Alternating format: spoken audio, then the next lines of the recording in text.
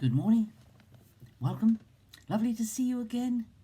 I'm still in 1 Timothy 6, thinking about money, thinking about this verse that says, "The love of money is the root of all evil." Now, further on in the chapter, 1 Timothy 6:17, Paul makes it quite clear when he writes to Timothy that he's not condemning rich people. Jesus never condemned rich people.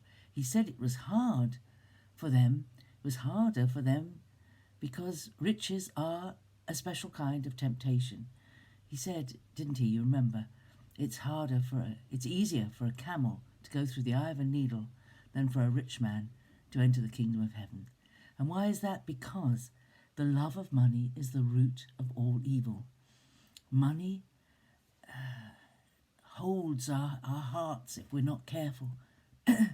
But in verse 17, Paul writes to Timothy and says, "As for the rich in this world, charge them not to be haughty, not to set their hopes on uncertain riches, but on God, who richly furnishes us with everything to enjoy." So he's saying exactly what we've been thinking about for the last few days. It's the attitude that matters. It's what's going on in the heart. And quite honestly, compared to many, many, many people in this world, we are rich. You may think you're not rich, you may think you're poor, but compared to what some people have, you are extremely rich. We're extremely rich compared to people who lived 80, 90 years ago. We are very rich.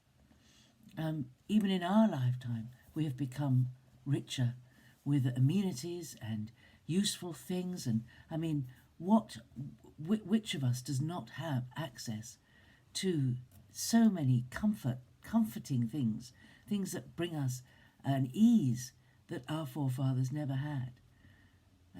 Washing machines, fridges, freezers, dishwashers. We have so much. Means of communication, televisions, huge televisions. Many of us have massive televisions. We have DVDs, recorders. We have so much. We are incredibly rich. So here is what Paul says: "As for the rich in this world, charge them not to be haughty, not to set their hopes on uncertain riches, but on God, who richly furnishes us with everything to enjoy." Make sure that your wealth, your money, your investments, your savings, your riches are not your source. Your source should be God. That even if everything you have was wiped away in another depression, you would be rich in God, because He is the one who supplies. He should be the one to whom we look to for supply, not our bank balance or our investments or our riches or our wealth. Don't set your heart on riches. And then the next verse is wonderful, because that verse tells us what we shouldn't do. We shouldn't be haughty. We shouldn't set our hopes on uncertain riches. And verse 18 says what we should do. Those who are rich, they are to do good, to be rich in good deeds, liberal and generous. That's the right attitude to money. To be liberal and generous, to give to others, to give the money away, the extra that we've got, to give it, to be liberal and generous, to be like God, who is ultimately the most generous person. He gives and gives and gives and gives, and He doesn't make us earn any of it. He gives richly. He gives us not only everything to enjoy in this life, but He gives us eternal life. He gives us His presence. But He gives us so that we can be like Him and give. So that we can be like Him and be liberal and generous, to be rich in good deeds. You don't need to ask the Lord if it's right to be generous, to help those who need help. Jesus himself said it, didn't he, in the Sermon on the Mount?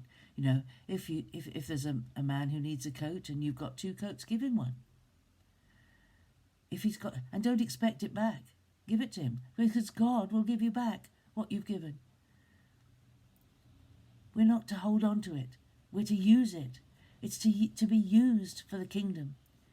Everything we have is to be used for the kingdom, not for a prosperity and to line our own nests. No, no, no.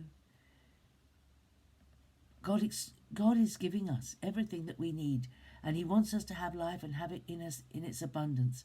And the greatest thing, the most satisfying thing we can ever do is to give. Is to give to others. They are to do good, to be rich in good deeds, liberal and generous. Thus, that is in that way, or by this, laying up for themselves a good foundation for the future. That is in eternity. All those things that you do, being rich in good deeds, doing good, being liberal and generous, that stores up for us riches in heaven, where the moth doesn't corrupt and thieves don't break in and steal. Let your heart be in being like God. Think about his generosity. Think about his goodness and his kindness. Laying for themselves a good foundation for the future, so that they may take hold of the life, which is life indeed.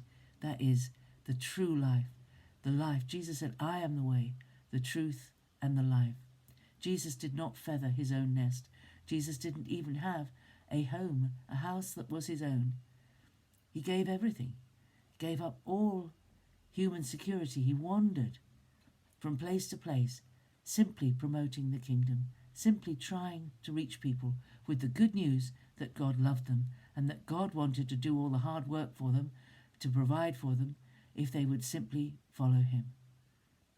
That's not as simple as it sounds, is it? But have a study of those 3 verses. They are so wonderfully rich in not only what we should avoid, but in what we should do. And if you're like me, I really do like a tick list. I like a to-do list at the start of the day. I get so much more done if I've made a list of things I want to do. Well, here is a list of things to do. Do good. Be rich in good deeds. Be liberal and generous. What a lifestyle. What a lifestyle. How does your lifestyle match up to that lifestyle that Paul describes for those of us who are rich? God bless you. Have a great day. Have a great day. Just think of what you could do today to be liberal and generous to those around you. God bless you. Have a great day. See you tomorrow.